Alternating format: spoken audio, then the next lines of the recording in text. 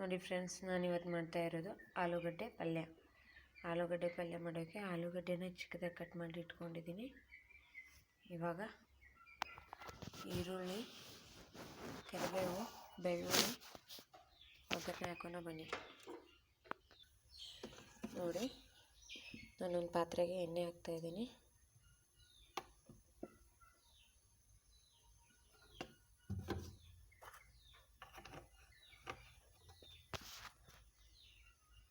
ಎಣ್ಣೆ ಹಾಕಿ ಎಣ್ಣೆ ಚೆನ್ನಾಗಿ ಕಾದ್ಮೇಲೆ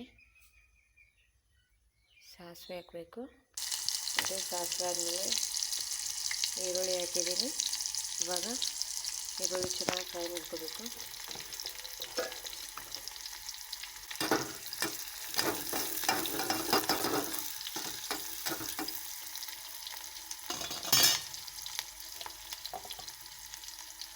ಬೆಳ್ಳುಳ್ಳಿ,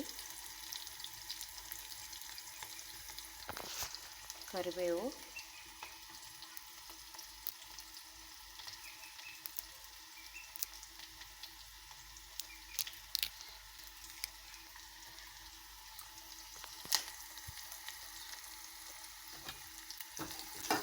ನೋಡಿ ಇವು ಮೂರನ್ನು ಚೆನ್ನಾಗಿ ಫ್ರೈ ಮಾಡ್ಕೋಬೇಕು.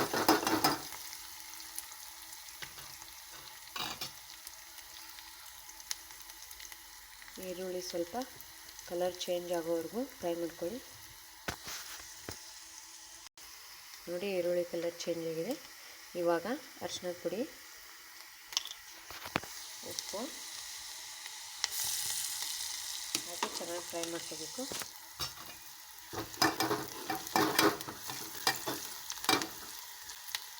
ಇವಾಗ ಆಲೂಗಡ್ಡೆ ಹಾಕಬೇಕು. ನೋಡಿ, ಆಲೂಗಡ್ಡೆ ಹಾಕಿ ನಾನು ಚೆನ್ನಾಗಿ ಮಿಕ್ಸ್ ಮಾಡ್ಕೊಂಡಿದ್ದೀನಿ.